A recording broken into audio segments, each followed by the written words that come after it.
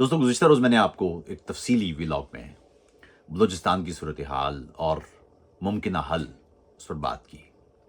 मैं ज़ाती तौर पर किसी भी वायलेंट स्ट्रगल यानी मुसल्लह जद्दोजहद उसको दुरुस्त नहीं समझता, बल्कि मैं हमेशा, आपने देखा होगा कि मैं हमेशा पुरअमन, मुनज़्ज़म और मुत्तहिद जद्दोजहद की बात करता हूँ।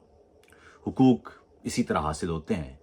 इसके अलावा जब भी आप कोई वायलेंट मूवमेंट इस्तेमाल करते हैं या वायलेंट फोर्स इस्तेमाल करते हैं या पुरतशद्दुद रास्ता इख्तियार करते हैं, उसके नताइज कभी बेहतर नहीं होते। ये मेरी राय है। लेकिन हुआ ये कि कल मैंने जो व्लॉग किया, हमारी बदकिस्मती देखिए कि हमारे यहाँ गुफ्तगू का चूँकि रिवाज नहीं है और हमारे यहाँ दूसरा जजमेंटल बहुत हैं लोग। आप जैसे ही कोई बात करेंगे तो आपकी बात नहीं सुनी जाएगी या बात से इख्तलाफ इल्मी तरीके से नहीं किया जाएगा। ज़ाहिर है कोई शख्स बात करता है तो उससे इख्तलाफ किया जा सकता है, लेकिन हमारे यहाँ ये नहीं कहा जाता कि इख्तलाफ है आपसे और आपकी फ़लाँ बात दुरुस्त नहीं है और उसको दुरुस्त यूँ किया जाना चाहिए या यूँ वो दुरुस्त हो सकती है। हमारे यहाँ बराह रास्त आपको लेबल कर दिया जाता है। कल के व्लॉग की ख़ास बात, और जो मैं समझता हूँ कि अगर आप सच बोलते हैं तो अक्सर आपको उस सूरत हाल का सामना होता है, और वो ये है कि हमारे बलोच दोस्तों ने कहा जी कि आप हमारी कौमी मुसल्लह जद्दोजहद पर आप ये क्यों कह रहे हैं उसको दहशतगर्दी, और इसलिए आप यकीनी तौर पर आप फ़ौज के सपोर्ट से बात कर रहे हैं। और दूसरी तरफ जो फ़ौज के हिमायत याफ्ता मुहिब वतन पाकिस्तानी हैं, उन्होंने कहा जी कि आप जो दहशतगर्दी के जवाब में आप बलूचिस्तान में पिछली कई दिहाइयों से जारी इस्तेहसाल का जिक्र कर रहे हैं, यकीनन आपको बैरूनी मदद हासिल होगी, बलोच गद्दारों की मदद आपको हासिल होगी। ये जुमले हैं। तो मैंने सोचा कि आपसे गुफ्तगू की जाए कि पुरअमन जद्दोजहद क्या है और क्यों ज़रूरी है। और इसलिए भी कि आज हमारे बड़े अच्छे दोस्त दुबई में रहते हैं, हमारा बड़ा गुफ्तगू का ताल्लुक़ भी है उनके साथ। उन्होंने लिखा जी कि आतिफ़ साहब, ये आपने जो पुरअमन जद्दोजहद की बात की और जो बलूचिस्तान में दहशतगर्दी का वाक़या हुआ है उसको आपने दहशतगर्दी कहा है, इसलिए आप ज़रूरी तो लाज़मी है कि आप जो है ना वो आप सरकार के साथ खड़े हैं। अब मामला ये है कि हमारे बड़े करीबी दोस्त हैं वो। अब उसूली तौर पर तो होना ही चाहिए था कि अगर आप हमारे साथ बैठते हैं तो आपको कम से कम एक चीज़ तो सीख लेना चाहिए कि आप इख्तलाफ करना सीखें, आप लेबल करना ना सीखें। लेबल तो मैं बहुत आसानी से किसी को भी कर सकता हूँ, लेकिन उसके लिए फिर दिमाग इस्तेमाल करने की, आलम इल्म इस्तेमाल करने की ज़रूरत नहीं पड़ेगी।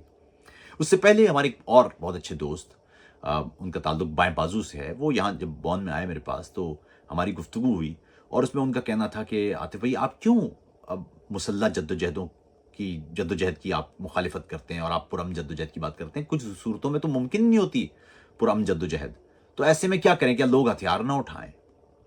तो मैंने उस वक्त भी कहा कि नहीं उठाएं, और फिर उनसे जब मेरी गुफ्तगू हुई तो उन्होंने कहा यार ये बात हमने नहीं सोची थी, आप ज़रूर इस पर बात कीजिएगा। तो मैंने आज का ये व्लॉग थोड़ा सा तवील होगा, लेकिन आप इसको प्लीज़ इसलिए सुकून से समझिए और सुनने के लिए कि आपका जो कॉन्सेप्ट है वो कम से कम इस मामले में क्लियर हो जाए कि मैं क्या कह रहा हूँ और क्यों कह रहा हूँ।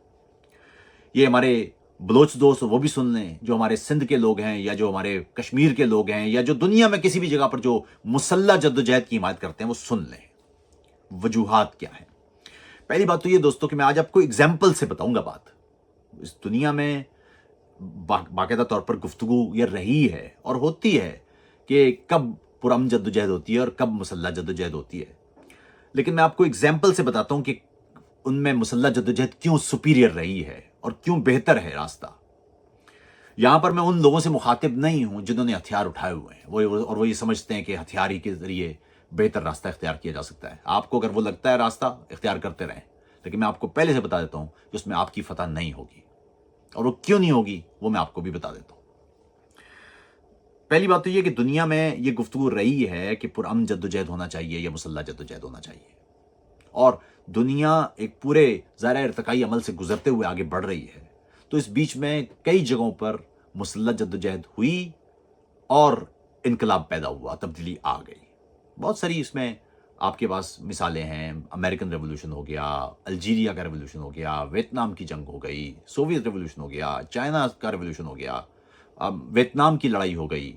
इसी तरह ये जो है आपका बांग्लादेश वाला मामला ये हो गया। आइए ज़रा इस मिसालों को गौर से देखते हैं कि इनमें क्या चीज़ कॉमन है, फिर मैं पुरअमन जद्दोजहद की तरफ आऊंगा और उसकी मैं आपको एग्जांपल्स दूंगा। मिसाल के तौर पर अमेरिका की जो जंग आज़ादी थी उसमें बरतानिया का इंटरेस्ट खत्म हो चुका था, उसको बहुत तवील अरसे तक वो जंग लड़ना नहीं थी, इसलिए वो जो फोर्सेस थी वो वहाँ कमज़ोर थी और वो कामयाब हो गई।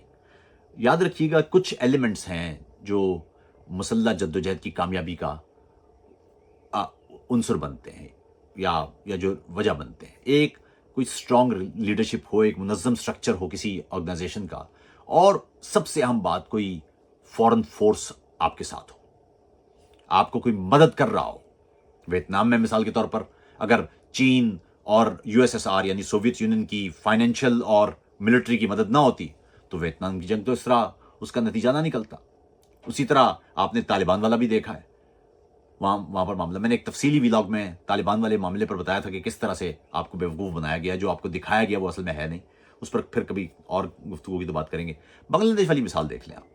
बांग्लादेश में जो अवामी ताकत थी, यानी आपने उनका इस्तेहसाल किया, आपने वहाँ पर जेनोसाइड एक तरह से किया, आपने वहाँ पर मास मर्डर किए, आपने वहाँ पर एक फौजकशी की, लेकिन इसके बावजूद भारत का उसमें शामिल होना, मुक्ति के लोगों को ट्रेन करना, एक पूरा स्ट्रक्चर होना, एक मुजीबुर रहमान की शक्ल में एक मजबूत अवामी लीग की एक मजबूत क़यादत का मौजूद होना, ये वो बुनियादी अनासर थे जिनकी वजह से वो मामला कामयाब हुआ। लेकिन इसके बावजूद एक और चीज़ भी याद रखिए कि मुसल्लह जद्दोजहद के बाद जो इनकलाब या तब्दीली पैदा भी होती है वो भी स्टेबल नहीं होती, उसके अंदर भी मुसलसल मसाइल रहते हैं, और उसको फिर से आपको स्टेबलाइज करने के लिए मजीद फोर्स की ज़रूरत पड़ती है। मैंने कल एक लिखा था कि मुसल्लह जद्दोजहद में कामयाबी वो हक बजाने फरीक की नहीं होती बल्कि ताकतवर की होती है। जब भी किसी जगह पर ताकत का तवाज़ुन ऐसा हो जाए कि जो इस्तेहसाल करने वाली ताकत है वो कमज़ोर पड़ जाए और दूसरी ताकत मजबूत पड़ जाए, तो ऐसी सूरत में तब्दीली आ सकती है। लेकिन इसके बावजूद अहम उनसर फिर वही है कि तशद्दुद के ज़रिए आने वाली तब्दीली क्या कायम भी रहेगी? क्या वो तशद्दुद से आने वाली तब्दीली क्या किसी अमन को जन्म देगी? बांग्लादेश की फिर मिसाल ले लें, वहाँ पर आपने तशद्दुद के ज़रिए तब्दीली तो पैदा हो गई, लेकिन वो आज के दिन तक बांग्लादेश कोई मुस्तहकम सियासी जगह तो नहीं बन पाया। आप ये देखें कि वो तब्दीली आई, उसके बाद उसी जगह पर मुजीबुर रहमान को भी कत्ल कर दिया गया, और आप आगे जाके देखें तो मुजीबुर रहमान की बेटी खुद वही टैक्टिक्स इस्तेमाल करती नजर आई, हसीना वाजिद, जो उसी तरह का आमरीत, जिस तरह फौजी जर्नैल याहिया खान के दौर में जिस अंदाज की आमरीत थी, अपने मुखालिफिन को इसी तरह उठाना, उनके लिए एक खुसूसी फोर्स बनाना, नीम फौजी दस्ते बनाए हुए थे उन्होंने, जिनका काम होता था कि हसीना वाजिद या अवामी लीग पर तनकीद करने वालों को उठाया जाए, उनको गायब किया जाए। और फिर आपने देखा कि ये जो स्टूडेंट का पूरा एक मूवमेंट उठी, और उसमें अगर फौज मुलव्विस ना होती तो ये भी नहीं हो सकता था। इसमें भी फौज मुलव्विस थी बराह रास्त। आप किसी बंगाल के शख्स से पूछिए तो आपको बताएगा कि फौज किस अंदाज से मुलव्विस थी हसीना वाजिद की हुकूमत गिराने में, क्योंकि उसे लग रहा था कि एक डिक्टेटरशिप मुल्क वो बन गया है और ऐसे में ज़रूरी है कि ये तब्दीली लाई जाए। तो अगर ऐसे में वो फौज निकाल दी जाए तो फिर तब्दीली नहीं आएगी। अब आप चलते हैं कि मैं क्यों कहता हूं कि पुरअमन एहतजाज होना चाहिए और पुरअमन क्यों ज़रूरी है। और ये मैं फौजियों के कहने पर नहीं बता रहा आपको। अगर आपने लड़ाई करनी है तो भाई लड़ें, लेकिन फिर आप एक बुनियादी चीज़ से महरूम हो जाएंगे, और वो है अखलाकी बरतरी। याद रखिएगा, जब किसी जगह पर कोई तशद्दुद का इस्तेमाल होता है तो वहां पर जालिम और मजलूम होता है। याद रखिएगा, जब भी किसी जगह पर कोई ताकत किसी आम गैर मुसल्लह शख्स पर गिरती है तो वहां पर फौरी तौर पर जो पहला रद्द-ए-अमल होता है वो होता है कि एक तरफ ताकतवर और जालिम है, दूसरी तरफ कमज़ोर और मजलूम है। लेकिन अगर आप मजलूम के हाथ में बंदूक दे दें तो सबसे पहला काम ये हो जाएगा कि अब वो ताकतवर और मजलूम का मामला शुरू हो जाए, यानी ताकतवर और कमज़ोर का मामला हो जाएगा, मजलूम और जालिम का मामला खत्म हो जाएगा। उसकी वजह यह है कि जब भी ताकत का इस्तेमाल होगा तो फिर बारहा सूरत हाल के एतबार से देखना पड़ेगा कि किस जगह पर किसने ताकत का कैसा इस्तेमाल किया है। इसलिए जैसे ही आप बंदूक उठाएंगे, अब जालिम और मजलूम कोई नहीं है, अब दो फरीक हैं और एक मुसल्लह तनाज़ा है। आपने देखा होगा, मैं अक्सर कहता हूं मैं मुसल्लह तनाज़ात पे बात नहीं करता। उसकी वजह यही है, जब भी कोई फरीक दूसरे फरीक के मुकाबले में बंदूक का इस्तेमाल कर रहा हो तो फिर आप ये नहीं कह सकते कि यहां पर फलां जालिम है और फलां मजलूम है। आपको बार बार उन इंसिडेंट्स को देख के या वाकयात को या सानेहात को देख के तय करना पड़ता है कि इस जगह पर किसने ज्यादती की है। इन जनरल जो प्रिंसिपल है वो खत्म हो जाता है। तो इसलिए जैसे ही आप बंदूक उठाएंगे तो आपके पास से ये उनसुर तो निकल गया। अब अगली बात ये जो BLA वाला मामला है, इसको ज़रा गौर से देखें। याद रखिएगा कि पिछली सदी में कुछ तहरीकें थीं जो मुसल्लह जद्दोजहद से कामयाब हुई हैं, लेकिन अगर आप गौर से देखें तो पिछली सदी के जो दूसरा हाफ था और ख़ास तौर पर जो आखिरी क्वार्टर था, उसमें हमने देखा है कि सिर्फ पुरअमन तहरीकें थीं जिनके साथ दुनिया खड़ी हुई है। और ख़ास तौर पर 9/11 के बाद तो मामला बिल्कुल तब्दील हो गया। और वो कैसे तब्दील हो गया वो मैं एक मिनट बाद आपको बताता हूँ, लेकिन उससे पहले आपको मैं कुछ मिसालें देता हूँ। जैसे जनूबी अफ्रीका में अपार्थाइड था, वहाँ कुछ ज़ाहिर मुसल्लह गिरोह भी थे, लेकिन in general African national Congress की जद्दोजहद, नेल्सन मंडेला की, वो पुरअमन जद्दोजहद थी। और उसका नतीजा ये निकला कि पूरी दुनिया अखलाकी तौर पर उन स्याह फाम अफराद के बुनियादी हुकूक के साथ थी। अमेरिका तक, बरतानिया तक, और वो ममालिक जो खुद सफ़ेद फाम लोग जो इसमें मुलव्विस थे, वो भी अंदरूनी तौर पर इस बात को मानते थे कि इंसानों का इस अंदाज से रंग और नस्ल की बुनियाद पर इस्तेसाल नहीं हो सकता। और यही वजह थी कि वो नेल्सन मंडेला की तहरीक कामयाब हुई। इसी तरह आपके सामने ये यूरोपी जो मशरकी यूरोप है और ख़ास तौर पर मशरकी जर्मनी जो था, यहाँ पर सोवियत यूनियन के ख़िलाफ़ जो तहरीकें चली वो पुरअमन थी। कहीं पर भी सोवियत यूनियन के ख़िलाफ़ मुसल्लह तहरीक नहीं चली है। आप ये देखिए कि सोवियत यूनियन बहुत ताकतवर था, उसके सामने लोग हथियार उठाते ना तो कुचल के रख देता। पुरअमन तहरीकें थी। आपको याद होना चाहिए कि मशरकी जर्मनी में वी डी फोल्कन या हम अवाम, वी द पीपल के नाम से एक तहरीक चली थी, पुरअमन तहरीक थी। और उसी की वजह से दीवारें बर्लिन गिरी और मशरकी और मगरबी जर्मनी का इत्तेहाद हुआ। पुरअमन तहरीक थी। और इसीलिए जैसे ही पुरअमन तहरीक कामयाब होती है, पुरअमन तहरीक ज़्यादा सस्टेनेबल भी है, ज़्यादा मजबूत भी है, मरबूत भी है। और उस पर कामयाबी का एक रास्ता यह भी है कि वो जब कामयाब हो जाती है तो उसके बाद अमन आ जाता है। मुसल्लह जद्दोजहद के बाद अमन नहीं आता। याद रखिएगा, एक और चीज़ जो हमारे यहाँ जिसमें कंफ्यूजन पाई जाती है वो ये है आज़ादी और अलहदगी में फ़र्क। एक कौम या एक गिरोह जिसने आज़ादी की लड़ाई लड़ना हो, जब वो अलहदगी की लड़ाई लड़ना शुरू कर देता है तो वो ये भूल जाता है कि अलहदा हो भी जाएं तो भी आज़ादी की लड़ाई फिर भी लड़ना पड़ेगी। बांग्लादेश ने अलहदगी की लड़ाई जीत ली, आज़ादी की लड़ाई नहीं जीत सका। पाकिस्तान ने हिंदुस्तान से अलहदगी की लड़ाई जीत ली, लेकिन आज़ादी की लड़ाई आज तक लड़ना पड़ रही है। तो अगर आप जब तक आज़ादी की लड़ाई नहीं अगर आप आज़ादी की लड़ाई पहले जीत लें तो फिर आपके लिए अलहदा होना या ना अलहदा होना कोई ज़्यादा बड़ा मसला रहता नहीं है। आप अगर एक आज़ाद फ़र्द की तरह रह रहे हैं तो पहली बात है आपको अलहदगी की ज़रूरत नहीं पड़ेगी, और अगर पड़ेगी तो आपको कोई मना भी नहीं करेगा, क्योंकि एक ऐसा माशरा कायम हो चुका होगा जहां पर आप बासानी पुरअमन तरीके से आप अलहदा हो पाएंगे। आपके सामने स्कॉटलैंड की मिसाल है। स्कॉटलैंड के लोगों ने कहा कि हमें आज़ादी चाहिए, वहाँ रेफरेंडम हुआ, रेफरेंडम में 52% लोगों ने कहा जी कि हमें आज़ादी नहीं चाहिए, 48% लोगों ने कहा आज़ादी चाहिए। इसलिए स्कॉटलैंड अब तक बरतानिया का हिस्सा है, यूनाइटेड किंगडम का हिस्सा है। अगर स्कॉटलैंड में लोग कह देते कि हमें आज़ादी चाहिए तो आज़ादी मिल जाती, कोई लड़ाई ना होती, कोई गोली ना चलती। उसी तरह यूरोपीय यूनियन से आप बरतानिया का इनखला देख लीजिए। बरतानिया ने रेफरेंडम कराया, रेफरेंडम में 52% लोगों ने यूरोपीय यूनियन से अलहदगी का फैसला दे दिया। हालांकि अब वो अपने फैसले पर पछता रहे हैं, लेकिन कोई गोली नहीं चली, कोई फौज कशी नहीं हुई और बासानी बरतानिया को यूरोपीय यूनियन से खराज का मौका मिल गया। तो पुरअमन तहरीक इसी का नाम है। अब अगली बात करते हैं 9/11 के बाद की, जो मैंने अर्ज की। 9/11 से पहले याद रखिएगा कि दहशतगर्दी की कोई वाज़े तारीफ मौजूद नहीं थी। दुनिया के मुख्तलिफ ममालिक इस हवाले से मुख्तलिफ जुमले कहा करते थे। लफ्ज़ मुजाहिदीन इस्तेमाल हुआ करते था, या फ्रीडम फाइटर्स, या हुर्रियत पसंद, इस अंदाज के जुमले इस्तेमाल होते थे। इसलिए कि मुख्तलिफ ममालिक मुख्तलिफ ग्रोहों के मुतालिक मुख्तलिफ तर्ज की तारीफ और तौजीह रखा करते थे, इसलिए कोई जनरल तारीफ मौजूद नहीं थी। लेकिन 2006 में अक़वाम मुत्तहिदा की सलामती कौंसिल ने एक तारीफ वज़ा की। उसमें भी 12 सुकून मौजूद हैं, लेकिन उसमें दुनिया के तमाम ममालिक बशमूल पाकिस्तान उसने वोट दिया है। और उस तारीफ में लिखा हुआ है कि अगर कोई भी ग्रुप असलहा उठा के किसी भी आइडियोलॉजी, किसी भी मुतालबे, किसी भी वजह से गैर मुसल्लह अफराद पर हमला करे या उनको निशाना बनाए या उनको यरगमाल बना के हुकूमत को कुछ करने या किसी किए हुए काम को रोकने के लिए, दबाव डालने के लिए इस्तेमाल करे, तो वो दहशतगर्द है। इसी बुनियाद पर बलोच लिबरेशन आर्मी को यूरोपीय यूनियन, अमेरिका बरतानिया, पाकिस्तान, चीन, ये सब दहशतगर्द करार देते हैं, ईरान भी, गालिबन रूस भी। यानी दुनिया में इतने बड़े बड़े अनासिर बलोच लिबरेशन आर्मी को इसीलिए दहशतगर्द करार देते हैं। अब ऐसे में आप यूं समझ लीजिए कि बैरूनी तौर पर आपकी कोई अखलाक, बाकी मदद तो छोड़ दीजिए, फाइनेंशियल या अस्करी मदद तो छोड़ दीजिए, आपकी बुनियादी तौर पर कोई मदद हो नहीं सकती। आज आके आपके पास रह जाता है शायद इंडिया।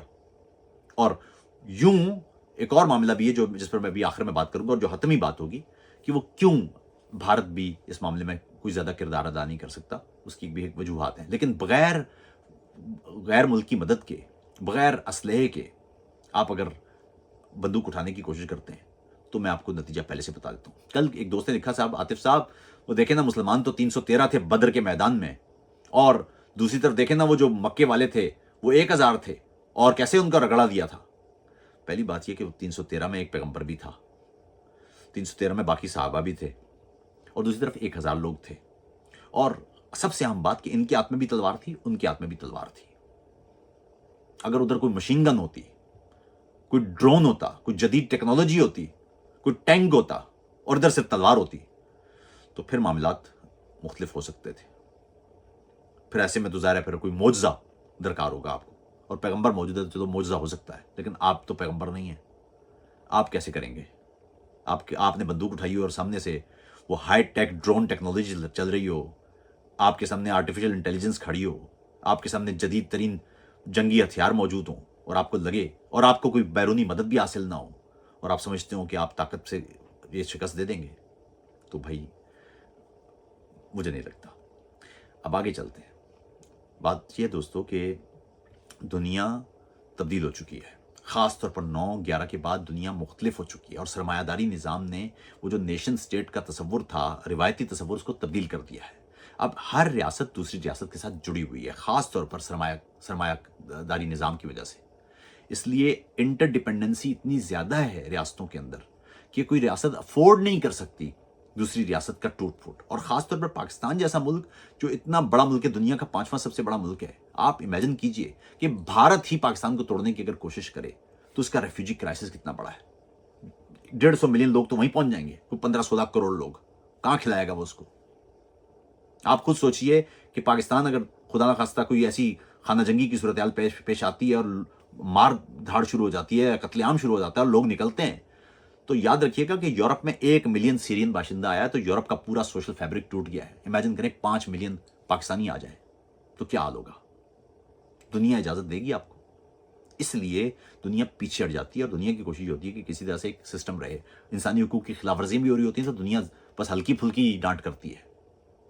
ऐसे में आपको मालूम होना चाहिए कि ऐसी तमाम तहरीकें जो ये समझ रही हैं कि हाथ में बंदूक उठा के आप एक बड़ी फोर्स को, फौज के जैसी फोर्स को आप शिकस्त दे देंगे, आप नादुरुस्त बात कर रहे हैं। इसमें ये खुदकुशी तो कह सकते हैं आप वो ना राह हक पे जान देना तो कह सकते हैं आप, लेकिन आपको भूल जाएं कि आपको कोई इस अंदाज से कामयाबी वो मिल सकती है। क्योंकि कामयाबी की बुनियाद ये होगी कि आपके पास कोई सरमाया मौजूद हो, आपके पास अस्करी वसाइल मौजूद हों, आपके पास बैकिंग मौजूद हो, और सबसे बढ़कर बैनुल-अक़वामी तौर पर आपकी हिमायत मौजूद हो। आपके सामने है यूक्रेन का मामला, यूक्रेन पर रूस ने हमला किया है, तो वेस्टर्न मदद मौजूद थी। अगर वेस्टर्न मदद मौजूद ना होती, यूक्रेन लड़ ही नहीं सकता था। बेशक कितने भी बहादुर लोग हो जाए, बेशक कितना ही जज्बा हो जाए, आप लड़ ही नहीं सकते।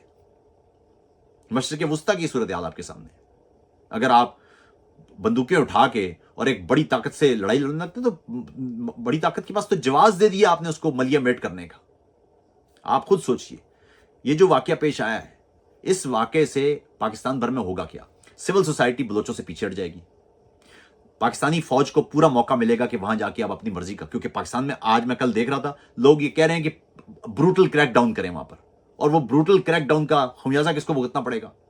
वो आम बलोच अवाम को भुगतना पड़ेगा। यहां पहले ही नफरत है पाकिस्तान और पाकिस्तानी रियासत से, वो नफरत और बढ़ती चली जाएगी, लेकिन इस्तेहसाल और बढ़ जाएगा वहां पर। और आपने फौज को अगले 10 साल के लिए मौजूदगी का वो आपने एक तरह से परवाना दे दिया है, और पब्लिक में हिमायत भी पैदा कर दी है आपने।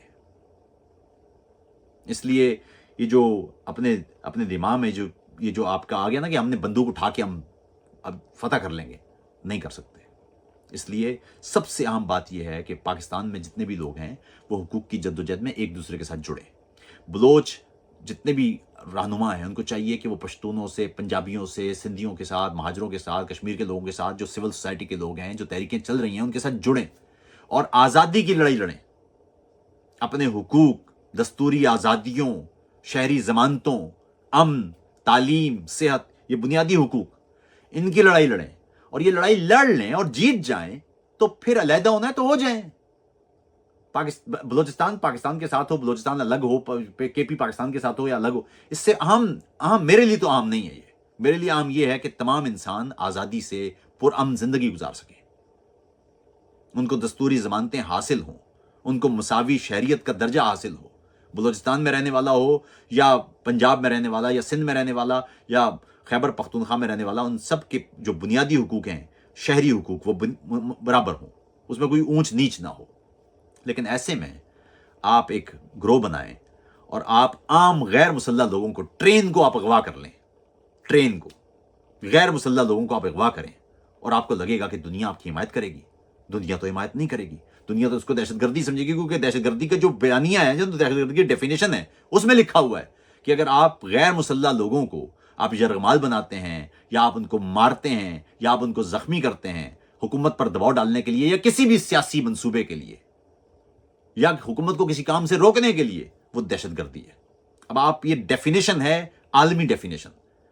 اب آپ مجھے بتائیے کہ کیا بی ایل اے اس ڈیفینیشن پہ پوری نہیں اترتی؟ بی ایل اے نے لڑائی کرنی ہے، جا کے لڑو بھائی فوجیوں کے ساتھ. پھر عام لوگوں کو اغوا کرنے کا یا مارنے کا یا زخمی کرنے کا یا جرمال بنانے کا یہ کیا طریقہ ہے؟ یہ کون سی لڑائی ہے؟ یہ تو سراسر دہشت گردی کے زمرے میں آتا ہے. وہ فوجی بھی جس نے ہتھیار نہیں اٹھایا ہوا ہوتا نا، اگر ایک فوجی ہے وہ گھر جا رہا ہے تو اب وہ فوجی نہیں ہے بھائی. فوجی تب ہے جب اس نے وردی پہنی ہوئی اور اس کے ہاتھ میں ہتھیار ہے. اب لڑیں اس سے جا کے. آپ